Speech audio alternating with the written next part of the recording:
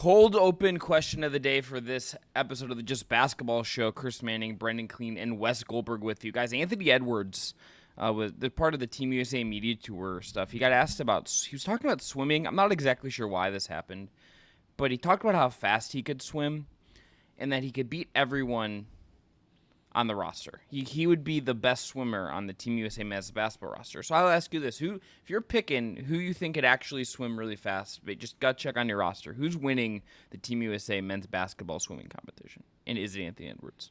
I'll take Anthony Edwards. Why not? He seems confident enough. I have no. Yeah, I was going to say it's really just confidence. Yeah, it's really that's swimming. That's why Anthony Edwards sets Michael Phelps apart. It's all confidence. Well, I know. I think that's what Anthony. That's what makes yeah. Anthony Edwards think he's set apart. I don't know if he's really like analyzing his swimming ability there, or just sort of.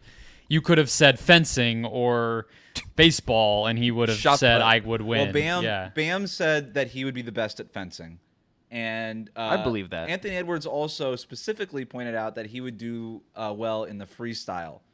Now, I don't know if he knows what the freestyle is. Nope. But I know that he knows that the freestyle is something.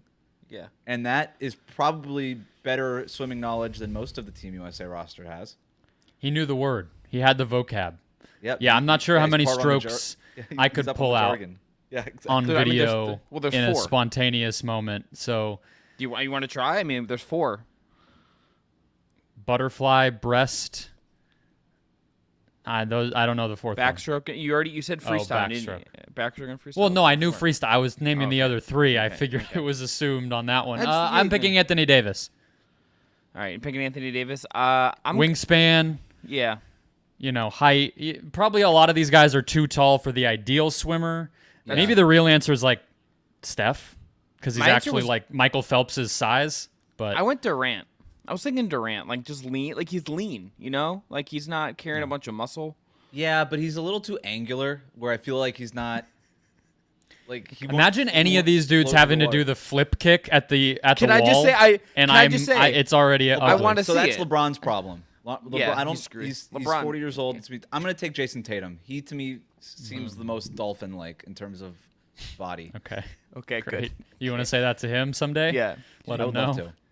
Hey, I'm a Dolphins fan. That's a compliment. Got it. Yeah. You just got to preface that. I mean, Dolphins seem cool. They seem nice. Is Jason Tatum the NBA equivalent of a Dolphin? Jason Tatum is weird enough where in 4th grade he was writing about global warming and robots taking over the world. What was that thing that went around? So he also wanted to live in Phoenix. He was the smartest ocean mammal. Dolphins are mammals. Fun fact. I think he would take that as a compliment. I do. Yeah, Jason Tatum probably, when he was a kid, Brendan, heard about those nachos you talked about the other day where they just give you a bag of cheese, and he was like, I gotta live in strips. You gotta live in Phoenix. That was it. That was the whole thing. Yeah, right. Better strip, on this. Brendan. The nacho strip or the Las Vegas strip? Nacho. The Vegas is far too tiring. Far too exhausting. Like also cheaper to get the strips. Yeah, but the nacho strip is like, how much did you say it was? $3? It's very cheap. Yeah, you can get a small or a large. But no, the swimming, let me just say, now that I know the 4th stroke, I couldn't remember. Swimming backwards is just stupid. We should have just kept it at 3. They ran out of ideas. Agreed. That's a great take. We don't do that with any other sports. Let's just try it in the reverse direction. Team USA. That's lazy. Play backwards for the 3rd quarter. So, but can I just say the default answer for me of what basketball player would be best at playing backwards would be Nikola Jokic? No doubt. Or Drew Holiday, based on that pass today to Steph Curry in the corner. Yeah. LeBron then's going to lie and said he's been playing backwards his whole life. And he knows how to do it. Never played forwards. I've never played forwards. I've always played backwards. All right, on today's show, we've got another round of takes. Eastern Conference edition this time. Off-season takes. We got 3 teams we're going to cover. Magic, New York Knicks, and the Milwaukee Bucks. All coming up today on the Just Basketball Show. Spectacular move by Michael Jordan. LeBron James with no regard for human life. Hey there, welcome into the Just Basketball Show. I'm Chris Manning. That is Brendan Clean and Wes Goldberg. If you have not already, please follow, rate, review on your podcast app platform of choice. Hit subscribe on the Just Basketball Fans YouTube channel. And check us out on TikTok, Instagram, and X want to tell you, too, that support for today's episode of the Just Basketball Show comes from BetMGM. If you haven't set up for BetMGM yet, use code JustBasketball, and you'll get up to a $1,500 first bet offer on your first wager with BetMGM. Here is how that works. Step 1, download the BetMGM Sportsbook app on iOS or Android and sign up using code JustBasketball. Step 2, deposit at least $10 and place your first wager on any game. And Step 3, you receive up to $1,500 back in bonus bets if the bet loses. Just make sure to use bonus code JustBasketball when you sign up. Gambling problem? Call 1-800-GAMBLER. Must be 21 or older to wager. Terms and conditions apply. All right, we're going to get into our takes here. I randomized the order before we got started. And Brendan, we're starting with your take about the Orlando Magic. Let's dive in. I wish that I had You want me to go first? come up I'm with ready. a more. I can No, go- no. I have my take, but I was like, is this really the market we're trying to start with in Orlando? But Fine, hey, we'll I'll start. do No, it. let's start with the Bucks. Cause I'm gonna come out Okay. firing on the Bucks. I'm a little right, let's annoyed go. with the Milwaukee Bucks, guys. I think we're underselling how badly the Bucks have handled the last couple of years, and particularly that this offseason is anything resembling a win, and that I think they're killing their championship window. They're reliant now on Giannis being by like the best player in the world next year, which possible, and a Dame bounce back year, and everything else just breaking exactly right. Their margin for error is thin. And the last couple of years since they won the title, they've not done barely anything correctly. You have this Chris Middleton news, to quote the legend himself, Brian Windhorst. Can't wait till I get my windy bobblehead, and that's just going to be on the screen all the time in September. Brian Windhorst saying there's no good surgery. Chris Middleton's having surgeries. He's had surgeries before this, and he's going to be ready for the start of the season. I don't know if I buy that Chris Middleton's ever going to have a normal, functional, healthy NBA season again at this point. I don't. Brook Lopez is old. Bobby Portis is getting older and limited. Pat Connaughton has never hit the highs that he's hit since that finals run. Brendan, sorry, I had to bring that up. Dame was not his best last year, and he's at an age where I don't know what you can, if he's going to hit that 2 years ago peak ever again. We don't know. And if their big offseason moves are Taurean Prince, DeLon Wright, and Gary Trent Jr., who I like, and those are all good minimum signings. Minimum signings do not drive change and success to your organization. You don't have a great... Doc Rivers is a fine coach. He's not Spo. He's not Ty. He's not Kerr. He's not one of those driving wins NBA coaches, I think, at this point. So while I like the things they did in a vacuum this offseason, I think over time, this has built them to a point where I don't like their title chances at all next year. And I also think when you pair that with the way they approach the draft this year, which really is long-term options and not got like more proven college guys coming in that kind of draft class, I think the Bucks are not set up to be able to reach the expectations they're going to set themselves. And I just can't see a world where they win the title next year. My counterpoint, because I have spent a lot of time thinking about another team in Phoenix that was also over the second apron, is the deals that theoretically could have made these very, very financially constrained, capped out teams better, where they're not allowed to take back more salary than they send out. They're not allowed to use anything more than the minimum. They, on down the line. No such deal happened anywhere in the NBA this whole season. And the only closest example we got to any of these teams in hell from these aprons improving was the Minnesota Timberwolves overspending into infinity to go out and get Rob Dillingham, who theoretically made $0 because when they got him, he was just a pick. That's the only way we saw any team actually get better being in the situation that Milwaukee was in. So it's hard for me to crush them for it. Yeah, Brook Lopez was theoretically on the trade market, or if they had dumped some salary, they would have been able to combine salaries and trades, and then they would have been able to do Connaughton and Portis and something. But none of that actually played out. The offseason didn't open itself up in a way where they could have done those things. So that's kind of where I agree with the title chances take. I'm a little left cold of like, well, what else could they or should they have really done to be different? Right. The biggest problem for the Bucks wasn't this offseason. It was the last several off seasons that set up this offseason where they couldn't really do a whole lot. But I'll say this. Based on the limited resources that they had, I kind of like it. Now, I didn't love the draft. I thought there was probably better options that they could have done, Chris, to your point. Maybe go after like a Baylor Shireman or somebody that can walk in and do something right away. But they like this A.J. Johnson, whatever this guy's name is. That's fine. He looked okay at Summer League, whatever. But They basically swapped out with minimum contracts Malik Beasley, Pat Bev, and Jay Crowder, and got Gary Trent Jr., Torian Prince, and DeLon Wright. Those are 3 better players than the players that they lost. I think that's just an improved rotation. Now, is the rotation good enough to win the championship? Probably not. I'm also not going to just sleep on Giannis and not act like that guy's the best player in the Eastern Conference. And it was the worst possible season he could have had last year with a teammate who just got there in October, trading away the teammate that he already had chemistry with, going through 3 different coaches in the span of 8 months or whatever it was. It feels like that part of it can only be better. Now, does it get to the point where it's good enough to win the championship? I don't know, but I'm not going to sit here and say that the Milwaukee Bucks don't have a chance to win the championship. I'm not going to disrespect Giannis and Damian Lillard that way. There's enough here where you can get through the East. Probably not enough here to get through the West, but they're not in the West, fortunately for them. So I think their offseason was just fine based on what was available to them and what they were able to do. It definitely feels like I just want to say, I think my point that maybe I skip by more than anything else is that I think this is the previous off seasons catching up to them. This isn't just about this summer to me. This is about the way they've managed things the last couple of years. There was really a need to, I think, reinvigorate the roster and do some painful things. They went after, they did the Dame thing, but I think, and maybe the market wasn't there.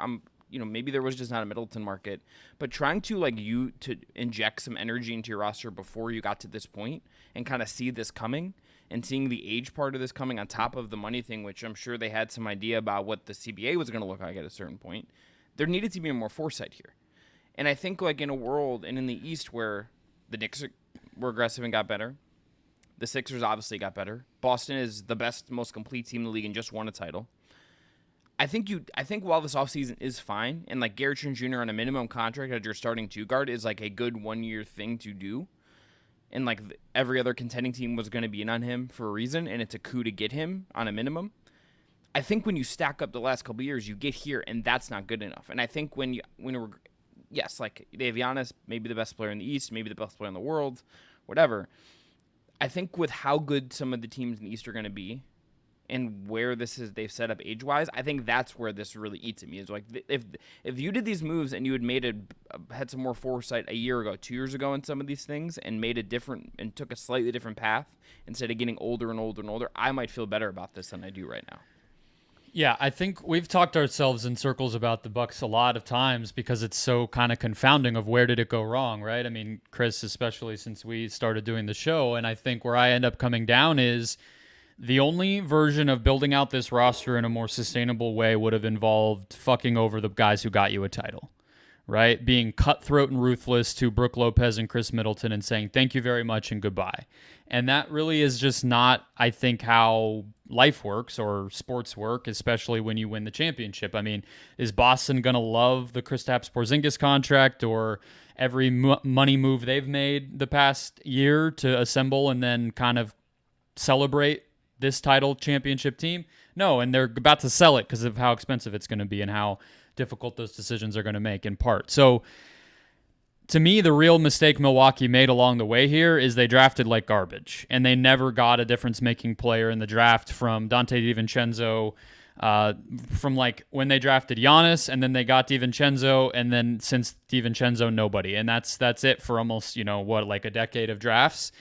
And even with DiVincenzo, they botched that, right? So that's, I think, the biggest knock you could make on them. But I do think there's also something to be said for the way that the league is kind of working right now, where the deadline does seem to be this opportunity because of, in the summer, teams getting access to picks that they can now trade, and these extension deadlines, kind of like with Markkanen, seem to be the key dates on the calendar in the summer, and the league has that kind of shift in the offseason. I do think we still see lots of role player movement at the deadline where teams want to acquire a player to get their bird rights or to kind of level up with one more rotation piece once they know what they are. It's very much like a hired gun deadline, and a top dog summer is sort of how the league has been working the past few years. So I think they still could make a Connaughton or a Portis deal at the deadline. maybe trade some of these young guys before the shine gets too ugly on them, like Andre Jackson or some of the two guys that they drafted this year. But yeah, I mean, I guess at the end of the day, you're right. Like, they set themselves up for this, but maybe windows are sometimes just 3 years long and you win one championship, and that's sort of what that team was supposed to be, given how everything kind of played out before that. That's kind of boring, and I'm sure Bucks fans don't love that idea, but that might be kind of what happened with them. Yeah, before we go forward with this window, one step backwards. They re-signed Brook Lopez last year, where Houston was trying to go ahead and get him, and I do wonder what it would have looked like. I'm not advocating that it was the right decision or the wrong decision, just more of like a thought bubble is what happens if he just walks away into Houston's cap space, and now Milwaukee isn't up against that second apron the way that they are now, and they have maybe a mid-level exception that they can use. Is like DeAnthony Melton or Derek Jones Jr. on a mid-level exception a better fit for them than Brook Lopez? I would argue probably not. But if you're trying to also change your whole team and kind of do that, maybe that's something that's some sort of flexibility that you'd like. Maybe you have a little bit more room to execute a sign-in trade depending on some of the other moves that you may or may not have made. Yeah. It's sort of interesting, and it's maybe why we saw the Clippers this year just let Paul George walk away. We don't know exactly how this cap space is going to manifest itself into something helpful over the next couple of years, but at least now we have the chance for that to happen. The difference with the Clippers, though, is they don't have Giannis or Anthony Edwards or Devin Booker Jason Tatum and Jaylen Brown like the other teams over the apron. So it made more sense for them in some ways. But like that exact dynamic is the question for all these teams. Keep our third or fourth best player on a contract that's a little pricier than we want, or have access to the mid-level. So interesting. It's going to be really crazy how these teams... It's literally that simple in a lot of ways, right? Where it's like Dante DiVincenzo or keeping Brook Lopez on and I know DiVincenzo's a bad example with the Bucks, but he's always my go-to because he's like the best mid-level guy that's been signed in the past few years when he went to New York. Can we get that level of guy and have some more flexibility, or do we pay and typically the way that these teams have operated is, well, our window's open, so just pay the guy and we'll figure out the money part later. And again, I think they probably made the right call in bringing back Brook Lopez, because if you don't have Brook Lopez, now you don't really have a center.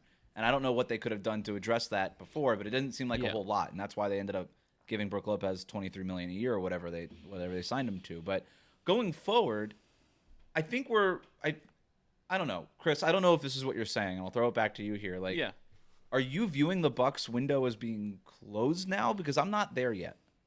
I think I am. I think just them, their upside to me just doesn't feel there.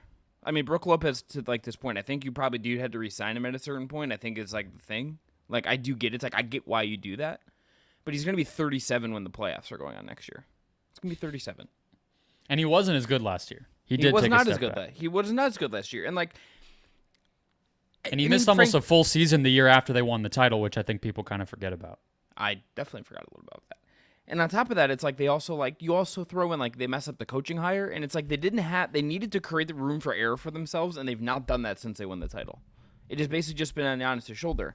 And it's like and to compound this, the guy I would have wanted to keep as Giannis' number 2 based on who they had when they won the title is the guy they ended up having to trade to get Damian Lillard. That is the guy I would have bet on aging well, being versatile, sliding into a smaller role. Even if you have to pay, I would have been more comfortable paying that guy a bunch of money as he got older than I would either of the other two guys, and they picked the wrong one. They just picked the wrong one, and I think that's how you get here. I do feel like that their title chances, it feels very slim to me.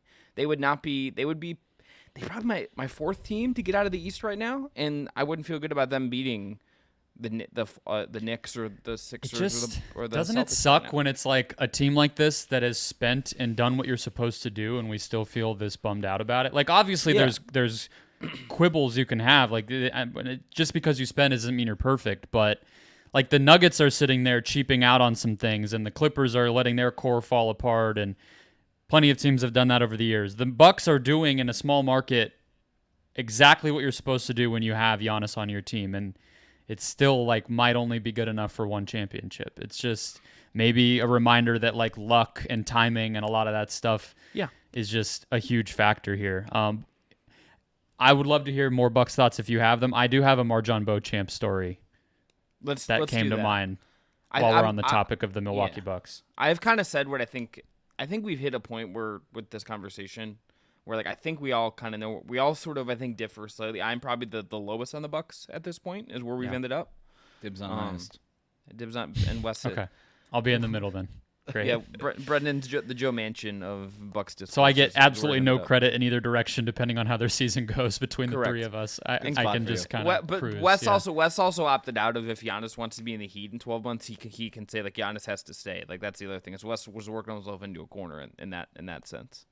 I think I'll find my way out of that if I need to. Yeah, you probably will. You probably will. But let's talk about Marjon Beauchamp, and then we'll go to the next team, Brendan. Yeah. So third-year Bucks second-round pick Marjon Beauchamp, who I watched up close at Summer League twice for some reason. Just crushing tape, you know? Went to Alcatraz with Marjon Beauchamp. Oh. In 2022. I think we've talked before. Yeah, Brent, I remember this. This is the island, Alcatraz? The island, the prison of Alcatraz, yeah. I am a homer for all the G League Ignite guys, and my unit at Arizona State did work with them pretty closely, so that's why I will believe that Scoot is going to be an all-star, despite how many seasons he shoots, like 37%. And I sat behind Beauchamp on the big like luxury bus that we took from their little facility in, I believe it's called Walnut Grove or something like that, in the Bay Area. Walnut Creek, yeah, there we go. And I shared some motion sickness medication with Mr. Beauchamp, who was feeling the swaying of the roads and everything a little bit. The 408. And then I may or may not have seen Marjon Beauchamp on the Underdog Fantasy app. I hope that he has scooted around that habit since joining the NBA. I don't know if it happened. I can't speak to whether I saw that or not. But right. So that was there. Might have been his translator. Yeah, I mean, it was most likely just Brendan. like Subway Surfer or something. I probably just mistook it. And then him and Amir Johnson and one other guy were in the little pod of tour through the island with all of our university staff. So walked through like all these prison barracks and had the little headphone walking tour and all that stuff with this guy who probably should just be in the Bucks rotation, if we're being honest, but Doc Rivers doesn't seem to like him, so he's at Summer League for the third year. So my one Alcatraz story, since we're here, has nothing to do with an NBA player, but it does have something to do with my friend. And we got to the pier where you take the boat to the island of Alcatraz. They have a bar at the pier, which was great news for us. And so we partook in some beverages, got on the ferry, got to the thing, and they have, I don't know if you did this part, Brendan, but when you get off the boat to get to Alcatraz, they present like a video, and then there's like a guide, and then they do the thing. They do the whole tour. Didn't do it. Did not do this. Okay, neither did I. So I was like, well, there's the prison. There's got to be a way into it. And so my buddy and I, a couple of beers deep, just walked into it. We realized that we had done the tour completely backwards when we had gotten to the front of the tour, and then that is when they gave away all the headphones. So we didn't even listen to the tour. We had no idea what was going on. We just thought you walked in and just walked around the prison, so I didn't learn anything. Kind of boring that way. Not the most thrilling place to be when you're just kind of wandering around like the oldest buildings you can imagine and looking at like cells that are 2 feet by 4 feet or whatever. Yeah, it wasn't like awesome. So there's my Alcatraz story. Chris, you talked about the Bucks. Are we gonna actually let Brendan go? Like, do we go second now? I'll go. Or I just want to, Wes, just want to say that if you want to learn about Alcatraz, there's this thing called a movie, and there's a bunch of movies about stuff at Alcatraz. Escape from Alcatraz with Clint Eastwood. Oh, okay. Birdman of Alcatraz. There's a lot of. It's a little overblown. Birdman of Alcatraz. No, not any of the things you said. I'm saying the island, the prison. Oh, It's like mid cool. It's really not. Movies we've are good kind one, of though. we've overdone it, I think, on that one. All right, let's go. Orlando Magic. The Magic doubled down on an identity that I don't think they should have. Okay, so we're down. We're down on the Magic's offseason. I'm I'm here. Down on the Magic's offseason. This is very surprising. Down on the Magic's offseason. I mean, look, basically the only thing that they did was go out and get Kentavious Caldwell-Pope, which I love. But at the end of the day, that is basically turning Gary Harris into better Gary Harris, right? I mean, that's kind of... So they brought back Gary Harris. And that's the other part of what they did, right, is they literally re-signed every single one of their players except for Joe Ingles. So they made one addition who is exactly the same archetype of a player they already had in their starting five, who did make their starting five a lot better when he was healthy. Gary Harris was like low-key important for them last year, so a better version of that is going to improve their team. But this is a team that doesn't have enough playmaking, that is putting so much on Paolo Banchero's shoulders in a role that I'm still not positive is actually the best one for him. We don't, have to turn every young player who can create a shot into the number one heliocentric guy on their team every time that we get them. Franz Wagner, the extension might be an interesting discussion among us. I don't think we've covered any of those extensions, and that's been getting a lot of attention in the NBA. I don't hate it, but it locks you in again to what this team is going to be. It doesn't allow you to say maybe we could, you still could trade Franz, but like maybe that's what we want to explore over the next year, or what if we had him, but not at the absolute most we could pay him, and give ourselves some, have some foresight and give ourselves some flexibility down the line. Basically, this is just the same exact team that is going to have a very good defense, have a little bit more spacing, but still be missing the thing that they're going to need in order to ever be a championship contender, and they're getting good now. So they're not going to have a bunch of bites at the apple in the draft to go get another offensive creator. They spent their cap space. They're going to get expensive soon. Their window is tightening to take that leap, and they're really just betting on this model to take a leap internally, and I don't see the evidence that that's going to happen. I think they kind of blew it with that chance this summer. I'm with this. I love this. This is where I am sort of at with the Magic as well. I saw like a article arguing that they were like won the NBA offseason, and I just did not understand that. I understand getting KCP is a great move, but they didn't. If you looked at what went wrong in the playoffs against the frankly like underwhelming Cavs team, couldn't score, and that starts with your league guys, and that starts with their growth, and starts with where they have to get. And they're in the same space. We got to decide if the Cavs were impressive or underwhelming in the playoffs, by the way. Because when it's Boston, it was like, well, they kind of beat a pretty interesting Cavs team. And then it's the Magic. It's like, well, they should have done a lot better against the Cavs. I am firmly in the underwhelming camp. I want to be very clear about this. That's who will argue that they were interesting? That's a weird take. I think they played Boston pretty competitively. Yeah, I just think that's true. I just don't think they were ultimately that good. It's like you still lost in like 5 games. So it's like, what did you really accomplish? Yeah. Anyway. But if Orlando had let their guys go, they could have made some external additions. And I think that there are some players who would have been interesting. And at least, you're not getting a game changer once you get KCP. It's not like you have another max slot or something. But, sign and trade for Malik Monk or a player like that, call about Anthony Simons. Maybe they did. I don't know. But, why are they not poking around on those guys and instead giving Jonathan Isaac, a massive raise? It just was all right, we're good. We'll roll with this. Why? Let me throw one other part of this in, too. They gave Franz the rookie extension, and I think, that was going to happen, right? But I've wondered why they couldn't wait on that a year and to maintain a little more flexibility, to give themselves a little bit more of a window. I think that is something that more teams could and should try to do when you have these rookie max guys, or maybe guys that are not quite max. You're going to pay them max. You want to keep your guy in house and do right by them and all that stuff. That's a thing that does happen. They couldn't have waited a year just to maintain a little more flexibility and give themselves a little more runway to make some kind of move if they needed to. I think that's the other part of this, that I wondered why they felt like they had to do that right now. So I disagree with both of you. I love the Magic's offseason. I thought it was incredibly prudent and showed a lot of patience. And I hear the names, Anthony Simons, Malik Monk, and I'm like, so? I don't think any of those guys are making this team a lot better. It does address an area of need. I'm not going to they do need an on-ball creator, a guy who can make things easier for their best players. I would argue that they didn't need to do that now.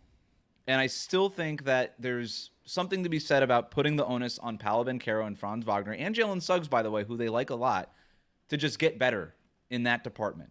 Because we just saw Jason Tatum basically play point guard for the Celtics. They don't have a point guard. They have Derek White and Drew Holiday. I don't want the ball in their hands for a majority of any basketball game. I want the ball in Jason Tatum's hands. They're trying to get Paolo Banchero there. He's not there yet, but he was never supposed to be there yet. And they doubled down on their identity. Their identity got them to the playoffs last year after a bajillion years of not being in the playoffs. Like, that's a success, and now we're just going to ditch it? I kind of like what they did. And in terms of re-signing their own guys, this to me is the patient part that I really like. You have your bird rights on a lot of these guys, so you could sign them to some really interesting contracts. First of all, they did have enough cap space, and they got the best free agent available to them, which was KCP. That was going to be better than anybody else they could have signed. It was a guy that everybody wanted. They got him. He's exactly what fits their team. Brendan already said it. Gary Harris was ridiculously important to that team last year, and they just went out and got better Gary Harris, and then still have Gary Harris. So I like all of that. But they now have, by re-signing guys like Mo Wagner and Goga Batadze and all these guys, they have 6 guys, not including Paolo Banchero and Franz Wagner this year, making between $7 million and like $12.9 and $13 million this year. 6 guys between $7 million and $13 million, chunky, tradable contracts. When that right shot creator, because I don't think Malik Monk is exactly right for them. I don't think Anthony Simons is exactly right for them. I think that this is a team that wants to be Boston Celtics Disney World, where they're going to say all 5 guys can defend at a credible level. That's what we want. And so I think they're going to be able to get there when that player comes available. They have all the chunky contracts. They still got a bunch of draft picks. Like, they're in a great position to make the move for the guy that they really want. I'm glad they didn't settle for the guy that sort of makes sense but doesn't necessarily make them better. I'm glad that they doubled down on everything that they did. I think this has been a really forward-looking, patient front office, and I'm glad they didn't overreact to one playoff series. Yeah, I don't think it would have been an overreaction to one playoff series, though. I think it's really not like I hear you on the cap side of it. I mean, they're plenty flexible. Obviously, they don't have Zach LaVine on their books or anything egregious like other rebuilding teams sometimes get stuck with, or Ben Simmons in the Brooklyn situation, right? But so I don't think it's like some criminal thing that you're going to pay some of these guys. I think having Goga Bitadze at $8 million when you already have 2 other centers making 11, like, I can kind of pick nits in how some of it went about. Like, did you need to keep Gary Harris when you have the other thing is also, like, by doing that, they kind of feel like they blocked their other young guys, non-Franz and Paolo, from stepping into bigger roles. Like, is Anthony Black or Jet Howard or Tristan Da Silva, are they going to play? And kind of like, if not, why not? That's a question I have with some of that, but it's not that big of a deal. The thing is, for me, I do think it's a reasonable goal to get better next season. They lost in the first round. They were competitive. I don't think they're going to get further than that this year unless both Paolo and Franz take pretty significant leaps. And maybe that happens, especially for Paolo. I think it's much more likely. But then if you're banking on that, is the way to get that leap from him to keep putting the ball in his hands. And I think that can be one of the things you do. But you use the Jason Tatum comparison. Yeah, I guess you would say he played point guard, but he had a bunch of other guys who are also kind of point guards. They don't really have that. Franz can be that, but KCP's not that player. Jalen Suggs, we'll see. I feel optimistic. I still think ideally he's more of an off-ball player who can shoot and cut and, even crash the offensive glass as a guard and things like that. And then the centers are all either ball movers or shooters. So that's not really built in a way that makes sense. Maybe it's not Anthony Simons. Maybe it's not Malik Monk. Maybe that's a little too much in the direction of just like microwave guy. But I'm sure if we thought hard enough, we could find some player who could have been available by trade or free agency, even if they're not a great long-term starter, at least to start to build the type of roster that I think this one probably needs to look like, and they just didn't really do that. They had an imperfect roster, and they kind of kept it. That's the problem I have. The guy that makes sense for them is like a DeJounte Murray, right? Like, that sort of makes a little bit more sense for them. Yeah. But they didn't really have the stuff to go get DeJounte Murray, right? They would have had they didn't have those contracts. By signing all these guys to like $7, $8, $12 million deals, now they have those stackable contracts. I think the Magic would agree with everything that you're saying, and I think what they would respond is, yes, wait, and now we can. Now we can go do it, where we I couldn't hope really so, do it before. because they've never really been a super aggressive trade team, you know. So right. And to your point, I hope when that do they have to I hope open up they that are window? now. Yeah, I just think that it's more important for them to develop, to fully maximize. All right, what is it that Paolo, Franz, and Jalen Suggs, if these are the three guys we're building around, maybe Jonathan Isaac is a part of that. I don't really know. Like, what can we do to fully maximize these guys before we start going out and adding a little bit like what Oklahoma City did, where they said, we know we're at a size deficit, we know there's holes on the roster, but we want to see this thing through for a couple of years to make sure that when we do make these big swings, that we're really that we're swinging at the right pitches, that we're doing the right thing here, and that we have our eye on the right ball. So I'm okay with it. I understand if people are like down on the Magic. I kind of like the patience approach from it. I just want to see their name in every rumor about every available player for the next year, and that would make me feel a lot better. Even if they don't get one, I want to know they're trying. Yeah, okay, the Danny Ainge approach. Look, nice. Yeah, nice. You owe me, no jinx. I'll say this: 2 things could make me more confident in this working. We'll say 3 things. Number 1. If Paolo just fully ascends to his max and whatever he can hit his potential, maybe some of this does solve itself. That's what I think. And Franz maybe shoots a little better in the regular season. Like some of that course corrects. You maybe hope that works. Number 2, I think stylistically, modernizing the offense in some way is probably necessary, and KCP will help with that. But too often last year, it was just Paolo feeling like he was having to do a bunch and just kind of lost in the wind a little bit, so to speak, and freelancing and trying to come up with something out of weird looking sets, and there was no structure. I think that's a team that needs some Budenholzer-esque structure to just make it work a little bit better. I think that is and spacing, to your point about KCP should hopefully help that. Yeah. Number 3, to the point about trades, this just feels like a Wendell Carter Jr. what do you trade him for thing. You brought back Mo Wagner, you brought back Batatse. There's an argument to be made that you just want that archetype of center for the 48 minutes, and you don't. The Wendell thing is kind of an imperfect fit. Maybe can you find a Wendell Carter trade, or at least use his salary as something bigger to make your team better? That's kind of what I'm looking. If they kind of level this up over time, Wes, to your point about patience, I could be talked into this. Jamal Murray's an unrestricted free agent next summer until he signs this extension that still hasn't happened. So there we go. We solved it. Wrong Florida team. Oh, sorry. My bad, Wes. Is there a 31st team coming? We're very close to my next Paul George isn't actually going to sign an extension with the Clippers take being proven absolutely right with this Jamal Murray situation. It's weird. I have it. There's some thumbtacks in the wall with some different printed pieces of paper that I'm starting to connect dots on here. I'm just letting you know. You can't see it because it's on this wall, but I'm right watch there with this you. space. I'm right there with you. That should just be the easiest, give the guy the max you can give him thing, to the point about keeping these things together. It's that guy won a title and he's perfectly paired with your franchise player, your the best player in the league right now. Just pay him and don't worry about it. Yeah. Bizarre. Can we get to my team? Yeah. Yes. All right. So just a quick recap. The assignment for today's podcast was bring a take. Are you up or down on an East team's offseason? Chris started with the Milwaukee Bucks, and he was down. Brendan, you were down on the Orlando Magic. I am going to keep it all copacetic here. Stay on brand. We are all negative Nancys. I am down on the New York Knicks offseason, where everybody else seems very up on it. You hate friendship, Wes? What's the problem here? It's cool, but also we're not in college anymore. So grow up, New York Knicks would be my one thing. Okay. No, that's not really the take here. The take is I like the moves that they made, but I do think I like the moves that they made in a vacuum and from sort of an asset management sort of study, but I think it very much narrowed their path to winning a championship here. They are built to match up with the Celtics. They are not built to beat the Celtics. They are basically a worse Celtics now.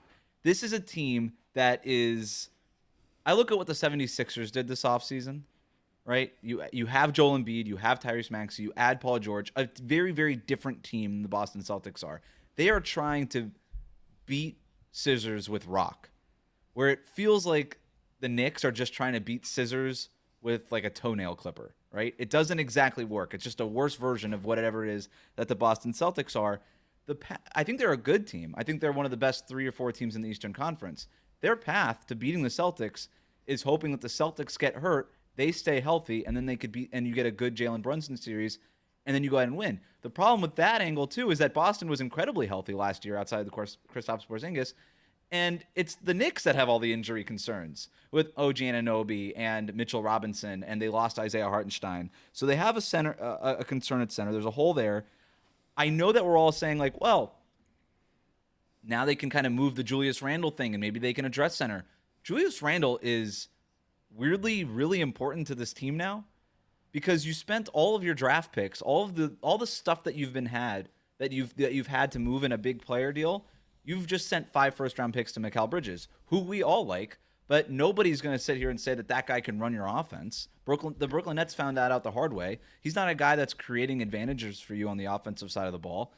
Julius Randle can at least do that as a mismatch kind of guy for against certain teams in certain matchups. So he becomes weirdly important to this roster. You can't just trade him for a center, for instance, because now you basically have one shot creator, one advantage creator, and Jalen Brunson.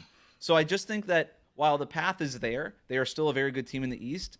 All the moves that they've made and the opportunity cost that came with it and the way that they're constructed now, their path to actually winning the championship is incredibly narrow. I agree wholeheartedly with they're too similar to the Celtics. I think when Chris and I talked about it, we kind of agreed, like, you want to beat Boston by being bigger and more overpowering than Boston. Mm-hmm. The Knicks don't really have a pathway to doing that.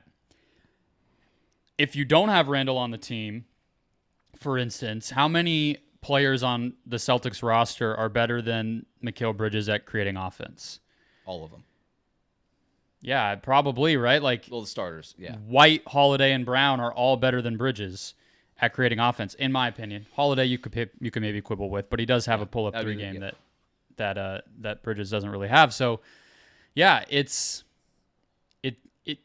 almost doubled down on a aspect of their team that maybe we were just kind of celebrating while it was happening, but that I don't know if it is sustainable, which is making Brunson be everything on their offense. Like, right. Great, he did it for the past 2 playoffs, and you got to late in the second round both times, but is that really what you want your team to be? Because you kind of are locked into that being what your team is, and he's never. It's not like he won a title and you doubled down on it. He got to the second round twice and he got hurt. So in an Eastern Conference, that when the Boston Celtics make it through, everybody's like, well, it was a weak Eastern Conference. But the Knicks, they get to the second round, to your point, and they're like, wow, what a great season for them. They made it through the East. It's like, well, when the East actually gets good, where do the Knicks stack up? Is kind of my problem there. And yeah, I don't know. To me, I just don't. I don't love the doubling down on what it is that they did well. I actually would have preferred more of an OKC style offseason where it's like, okay, we're really good. It was a nice season for us. Let's pick 2 spots where we need to be better and do that. And I think the reason why most people are celebrating the Knicks is because, A, they made it to the playoffs 2 years in a row, and that's awesome for the Knicks based on where this franchise had been.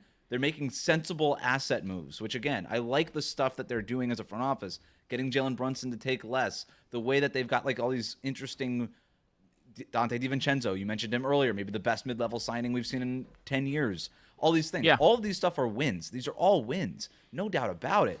But the other reason that we're celebrating it is like the whole power of friendship. Like, but if the number one reason you like a team's offseason is that all the guys they have went to the same college, it feels like that should not be on the top of the list of things that you measure an offseason by. It should be, did this team actually meaningfully get better in a way that helps them win the championship? And I guess you could say it did, but I just think that the opportunity cost with this, because this is basically the roster now, is like, okay, so this is it? This was the final form? That's where I have my biggest concern. To play devil's advocate a little bit, I think it is somewhat I could make the same case you were kind of making with Orlando here, where it's like Mikal Bridges might have been the best thing that they could have gotten this summer. And if they felt like they needed to get better and just giving OG Anunoby a new contract and, whatever the campaign edition, and maybe, I don't know, Hartenstein probably wasn't sticking around regardless because of the bird rights issue. They definitely maybe they felt like they needed to do something, and you don't always, ideally, what would the other player have been like? Like a scoring wing, probably, right? Like Mikal, who could score, might be like, but who's that? And is that guy actually available? And it's a totally fair point. I guess my only concern is when Brooklyn asked for 5 first-round picks, say no. Sure. So don't give up so much. They have a couple still. I think they have two firsts that they can still trade. So they didn't give up literally everything. Yeah, but that's the point is, well, who are you trading? Because you built your whole identity on all these Villanova guys staying together. So you're going to get rid of one of them? That seems like blasphemous at this point. But maybe you can. And then OG would be the one I think you wonder if you try to trade. But then there's a lot of injury risk and health value questions I think with him as a. But also if you're talking about the matching up with Boston, to me, Anunoby's the least replaceable piece on the roster. 100%. Right. Because Mikal, maybe we'll see it more now that he's on a good team again. He's not a power wing defender. He is a guard defender if you want him to be at his best. He should be guarding Derek White. And maybe he can switch when he runs a pick and roll with Tatum or something. But the idea of Mikal Bridges trying to contain a Jaylen Brown, F it, I'm getting to the basket drive, that's not really what his role is. OG can be that. So they kind of need both. I don't know. Right. Hart to me is the guy that I would be intrigued about what the conversations look like, because they don't really need him anymore that badly. And he's kind of like the first guy they got from that Villanova group. So is he off limits? He has a podcast co-host who's the superstar of the team. That's the one I would be intrigued by. Like I said, I like the moves they made in the vacuum, but the assignment here was are you lower or higher than consensus? And I just feel like everybody's sort of anointing the Knicks as one of the winners of the offseason. I'm just not there. I'm not that high on it. You know what I mean? Yeah. Chris, let me ask. Well, I have 2 thoughts about this. Number one, I wondered if they feel like there wasn't going to someone come available in 12 months or something, right? If they're just thinking about Embiid, that just feels like it's not going to happen at this point. Right. That was kind of the one we kind of wondered, okay, is he going to stay in Philly? Would that be the right move? Doesn't seem like that's a thing. This makes me wonder how much they think Giannis is tied to Milwaukee. Mm-hmm. That would be the other one. And other than that, guys break loose, things happen. But if they were going to do something, and this is what the market they felt like, it's I would have rather them traded for Mikal Bridges than trying to do the Donovan Mitchell thing, which he does not fit with Brunson. I think that would have been a bad idea. And I would prefer this to Karl Anthony Towns trade. So if you're saying they were pressed to do something this summer, and they're thinking in the future, okay, who's actually going to be available? That's a name player that can help us be better, that fits what we're building here, because they're very tied into this identity of the Tibbsiness, the toughness, all that stuff. This feels like the best option to me. And that's where, and I do think that even if they are going head to head with the Celtics in strength, there's a chance they can really attack everyone else in the East and be pretty darn successful. Even if they maybe can't beat Boston, I think there's a world where they end up being the second best team in the East. How do you think they match up with Philly? That's the Embiid thing. They really just need not Mitchell Robinson to be entirely healthy the entire season. He becomes put him one on of the ice. Yeah. Just have Precious Achiuwa play 38 minutes a game all season, and then bring Mitchell for the playoffs. There was that story where Mitchell Robinson was living with his high school coach. He had his high school coach move in with him after the high school coach's wife died. They should get that high school coach on payroll just to limit to help him do get him on his recovery routine, harp him on do some bike work in his apartment. Basically. Yes. I didn't want to say it, but yes, just get someone to keep Mitchell Robinson's body functioning, and if there's a older veteran center you can sign for your 15th roster spot later in the year to just give you some fouls on it. Taj Gibson just got snatched out from Tibbs's grasp. What a bummer. Yeah. Tristan Thompson, just get a guy to foul Joel Embiid in the playoffs, honestly, and just have that, and you have to hope that everything else is enough. You have to hope that Mikal can do a great job on Tyrese, that you have the wings to throw Paul George, and that asking Embiid to problem solve for all of that is a critical fact to victory. I think that's a series. I mean, we'd want to see it anyway. I want to see that series even more now because of the contrasting styles. The one thing the Knicks have is that they are still fairly deep.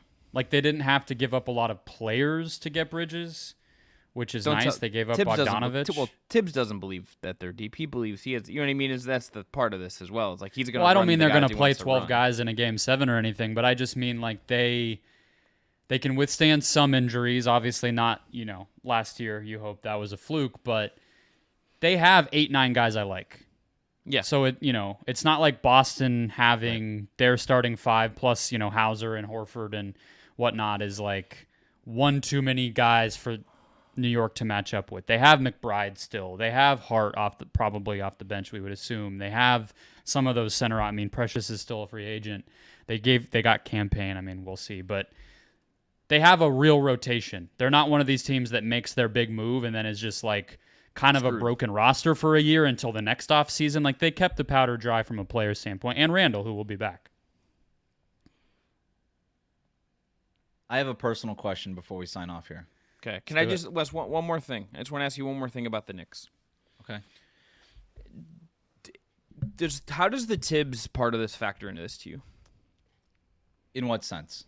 Just how he coaches, what he wants to do, the what he's going to demand of that team. Does that does that mesh to you with what they're going to be? Because I think there's obviously pros to it, but I think there also is a downside of the way Tibbs coaches. I guess. I think the downside with Tibbs has always been a little overstated in terms of him running his players into the ground. They get players who tend to be okay with that.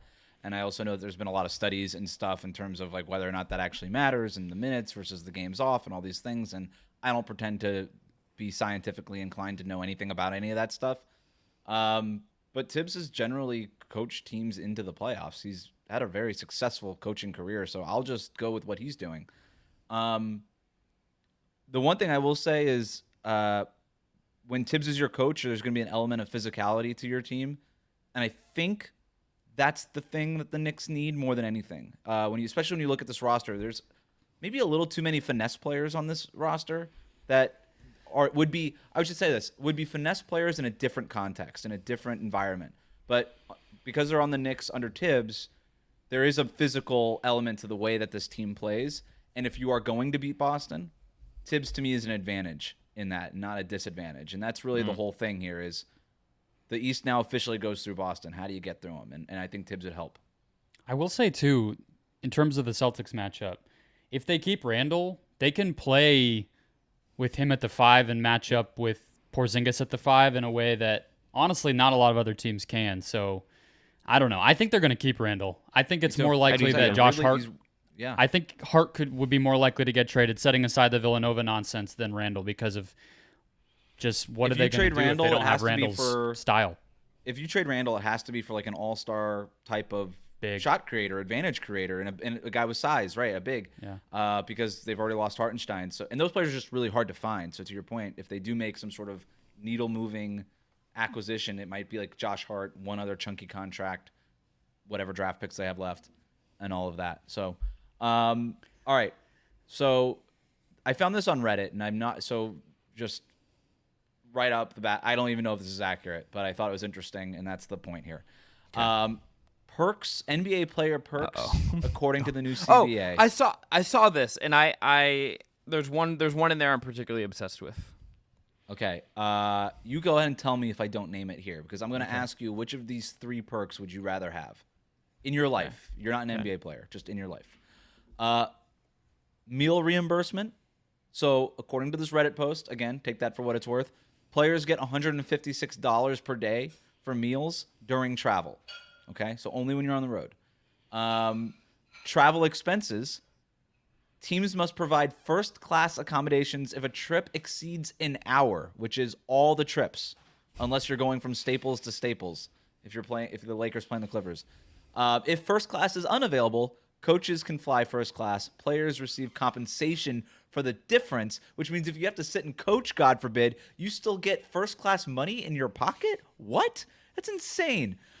Moving expenses. That's the third one. Players are reimbursed for moving costs by their own team. Players are given a hotel of up to 46 days and housing costs up to $6,000 a month after they're traded.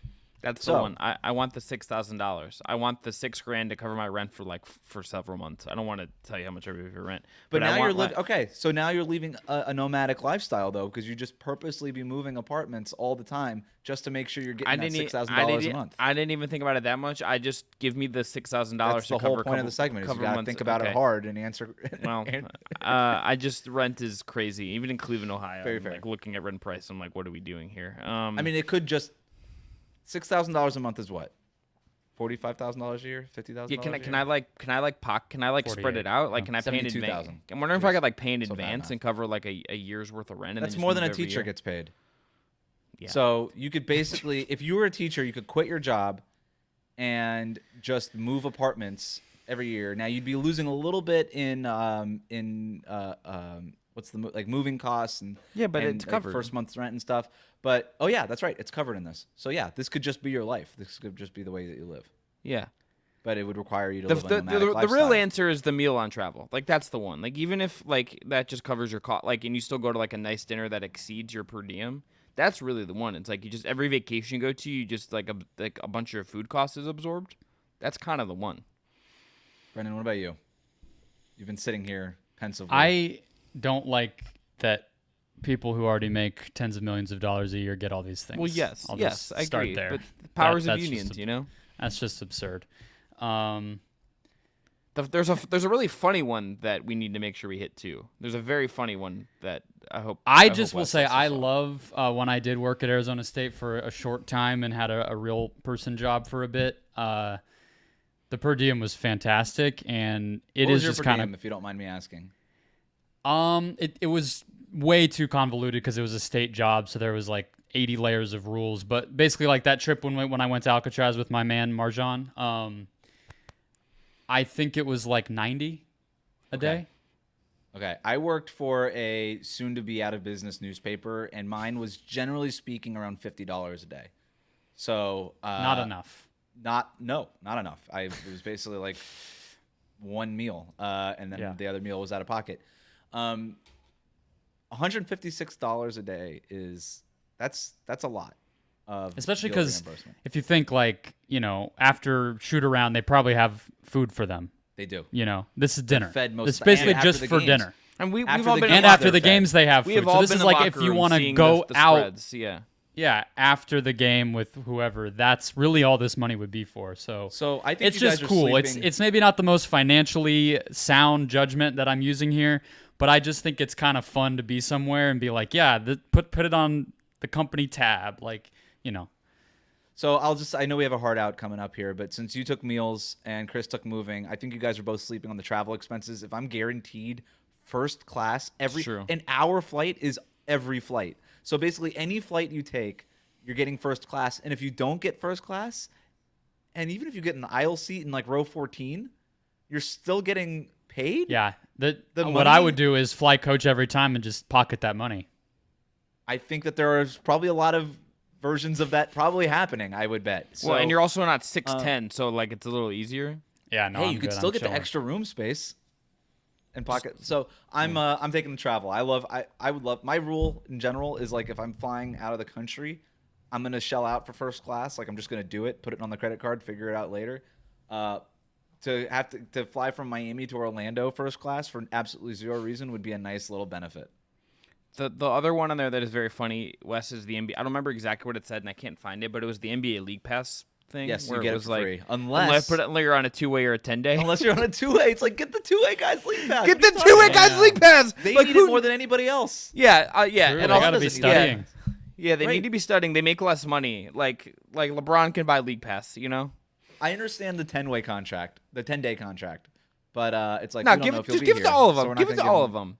There it to should all of really them. They've be cut the price no like in a limits on it. third at this point. League Pass is only like $100. It used to be like $250. So Yeah, is it really breaking the bank? It's all fake anyway. It's there. You just give somebody a login. right. Exactly. It's fake money. You're not it's like, how shipping much, them DVDs. Like, there's no cost associated. Just send somebody a username and password. I mean, we can literally calculate it now. You said it's $100. That would have been $9,000 out of the NBA's pocket had they given all the 2-way players in the Yeah, league. exactly. And Big money saver. That's Thank you, money Adam as Silver. much as it's basically as much as the one player's rent after getting traded for a month. Yeah. All right, we're going to end there. I'm Chris Manning. That's Brendan Clean. That is Wes Goldberg. Back at you next week with more Just Basketball Show. We'll talk to y'all then.